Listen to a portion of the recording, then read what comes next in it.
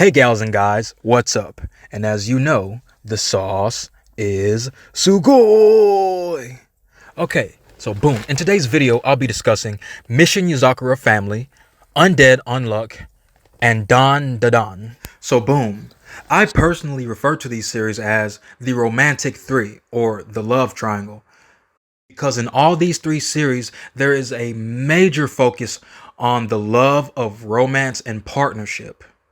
Which leads into my next point about the second trait they all share is that unlike most other shonen series, the lead female character actually has an equal amount of, if not more of a focus on her, and the female main characters actually help to tremendously contribute to the progression and plot of their respective series. The third and final trait that they all share, and which helps group them together, is that they're all set in the real world and that they all have this focus on grittiness, darkness, gore, in particular more disturbing imagery that we've seen unlike in past Shonen Jump titles, which, are a bit more friendly and sunny, and there's nothing wrong with that. However, compared to most new modern Shonen Jump series as of the time of this video and in the past couple of years, these series have just been gritty, dark, and have had more of a real world / surreal setting.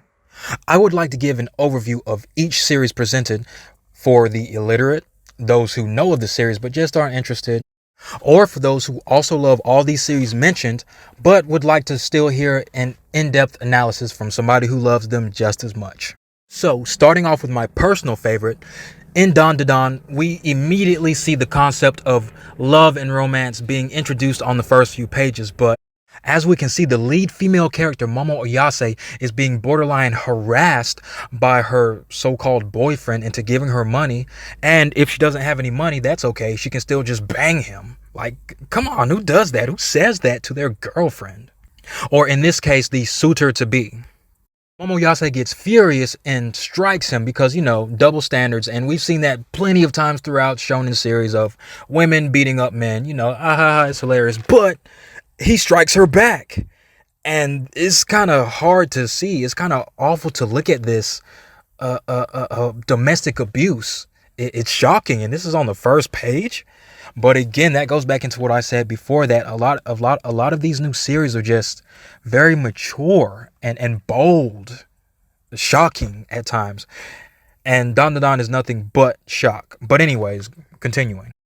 Due to this absolute heartbreak of dealing with her types, or her preference of dealing with chads or himbos, basically she's now looking for comfort in the arms of whoever she may find interest in. And she finds this within Kin Takakura, a lowly nerd who she's somehow drawn or attracted to. From there we see a budding of their relationship through many crazy adventures. Now, I'm going to give a brief overview of the first chapter and generally what the series is about. And because it's so crazy and there's so many plot twists, I really don't even want to speak on it because the spoilers are just, in my opinion, too great to let slip like that. So, long story short, Momo Oyase is a shamanic spiritualist who does not believe in occult conspiracies like aliens and androids. Then we have Kin Takakura, who actually does believe in conspiracies and UFOs and stuff, but doesn't believe in spirits and ghosts. So after exchanging each other's beliefs and doubts, they both challenge each other to go to sites where unusual activities have been reported. So Momo Oyase is to go to the Nagi Hospital, where if you go to the rooftop, you'll get abducted by the aliens you summoned. And Kin Takakura is to go to a haunted tunnel. So after they both have traumatic experiences, and I mean very traumatic experiences, after coming into contact with the proof of the things that they've doubted existing, they now form a bond around the powers and information that they've inherited from this first chapter and wacky, actually horrifying experience. Next up, we have Mission Yozakura Family, which at first glance appears to be the most lighthearted and childish of the love triangle or romantic three. as it constantly switches back to its comedic gags. But even within these gags, we see many traces of danger involving weapons, kidnapping, casual murder, you know? So so it camouflages the seriousness and the darkness and the grit of what actually goes on within the series. So, getting into what the series is about, we are introduced to the two main protagonists in the first chapter, Taiyo Asano and Mutsumi Yozakura. They've been good friends since childhood, and although to others it appears as though there's a light romance going on, that couldn't be any more of the case, as Taiyo refers to Mutsumi as his mom, basically calling her a mother figure for basically making sure that he's well fed and that his mood is okay. So, there's nothing really going on there, but to the eyes of everybody else, they're all jealous and are wondering. However, after a very tragic family accident, we see Mutsumi basically almost express her love for Taiyo, as basically she says she will never leave him. Taiyo, still shocked and frustrated, really doesn't know how to express anything backwards other than basically wanting to not be close to anybody at all because of how easily somebody close to you could be lost. However, at this point, Mutsumi's love for Taiyo grabs the attention of this creepy stalker vice principal, Kyoichiro, who casually calls in Taiyo to show him his collection of photos of Mutsumi. Very unsettling scenes, very unsettling vibes, which goes back into my point of, again, these new series being a bit mature and dark.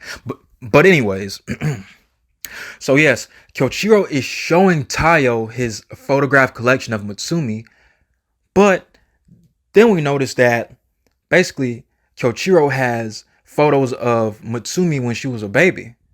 So it was like, wait a minute, where'd you get those from? And then it's revealed that Kyoichiro is actually Mutsumi's overprotective older brother, right? What a shock. What a shock. Even more of a plot twist, it's revealed that Mutsumi and her many siblings, the Yozakuras, are a world-renowned family of spies and assassins. Now, that's pretty cool to, stumble upon, but not in Taiyo's case, as now at this point he's become a liability. And basically the only way to stop Kyoichiro from murdering him, well, not only because he's a liability, but because his precious sister loves him. So basically the only way to get out of Kyoichiro's murderous rage is basically to marry Mutsumi. And that's a pretty simple cop-out, but Mutsumi actually rejects for Taiyo, basically stating that she understands Taiyo's feelings and, that she respects him as a person. So, in the midst of Taiyo and Mutsumi's indecision, Kyoichiro shows up and the rest of the siblings agree to fight him off until Taiyo can escape and hide, which works, but then Taiyo overhears from his hiding spot that basically after Kyoichiro basically defeats the rest of the siblings, that Kyoichiro is going to strip Mutsumi of all her freedoms. He's going to take away her internet. He's not going to allow her to leave the mansion anymore. Like, he's literally just going to lock her away. So Taiyo, this devastates him. And so basically we see a mutual feeling of respect, of care, of love that they have for one another. So basically Taiyo walks out, confronts Kyoichiro and says, "I'm marrying your sister." And, Kyoichiro offers a bit of resistance, but Taiyo overpowers it and basically is able to marry Mutsumi. And again, this hits the nail right on the head for the theme of love that we see in the love triangle or the romantic three. As again, this is a very mutually reciprocated love that they share for each other. Again, Mutsumi, she basically rejected for Taiyo initially because, She didn't want to throw anything on him that he wasn't ready for. Likewise, Tayo could have easily just copped out and let Mutsumi be locked away while he enjoys his normal life, but neither of them could have allowed that. And lastly, we have Undead Unluck, which perfectly blends together all of the characteristics that basically describe what would be perfect for the romantic three, such as, again, all three series having this main theme of love and romance, and these series basically having a main female protagonist who is always center.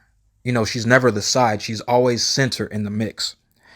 And lastly, for the mature themes, which Undead Unluck graphically explores back to back. In the very first page of the entire series, we see the main protagonist, Fuko, in the middle of attempting to commit suicide. There's a large crowd and everybody's trying to tell her to stop, but she literally says it must be this way because she claims that she has a very deadly disease that transmits whenever she's near or basically whenever she touches anybody. So she basically laments not being able to have a real romance or, being able to form a loving relationship with anybody. And it's just been tormenting her for her entire life. Shortly after, the second main protagonist, Undead, appears to basically test out to see if this deadly disease will be able to kill him. As such, he's been on the search for a proper death since, again, he's undying, meaning he really can't die. Thus, he has all sorts of regenerative abilities. And basically, after asking Fuko what her requirements are for, larger strokes of her unluck, as she explains, basically she says skin to skin contact. And basically she says large areas of skin to skin contact is basically what triggers the unluck to happen. So again, we see him in the middle of inappropriately groping Fuko, which, upset many people and deterred many from even wanting to read the series in the first place. Because again, it just doesn't look right. The only justifiable thing to say about it is basically he has to, in order to unlock more aspects of her unluck, which would again give him a proper death. Again, just going back to that mature theme that we just see reoccurring in many of these new modern series. Shortly after, over the course of the next few pages, we encounter a mysterious group of basically people who are tracking Fuko and Undead. They further then began to explain exactly what Fuko and Undead are, claiming that they are negators and that they are also searching for umas, which are basically creatures that are basically unidentified mysterious animals. Towards the end of the altercation, Fuko was able to realize that the more she likes somebody, and basically the more sentiment she has towards them, the more unlucky it'll be if she touches them or kisses them or hugs them or shows any signs of physical affection towards them. Thus, they are able to cause a wide range of destruction and escape. Also, towards the end of the first chapter, they're asking each other for their proper names. Fuko says hers, and Undead just says, well, just call me Undead. So Fuko says that's not going to cut it, and basically just calls him Andy or Andy, in the Japanese dialect, because Andy sounds like undead. So yeah, generally, to wrap this video up, I strongly feel that Shonen Jump and Shueisha are fumbling very badly with the marketing of these series. Not only because they're not being promoted well or that they don't have any anime announcements, despite them all being out for at least a solid year or two, and not to mention the lack of merch, but because they are failing to place these series side by side in an iconic Big Three fashion, thus making them the love triangle or simply the romantic three. Because they all have the unifying qualities of their series revolving heavily around love and romance, and basically giving the female protagonist more shine, more responsibility, more action, they basically center more on the female protagonist, and it's rare to see that in a shonen series, especially from Shonen Jump. Also, once again, most of these series being maturely themed and dark much of the time. So yeah, if you haven't, make sure you thoroughly check out all the series I've mentioned in the video. And yeah, thanks gals and guys for watching. And as you know, the sauce is sugoi. Till next time.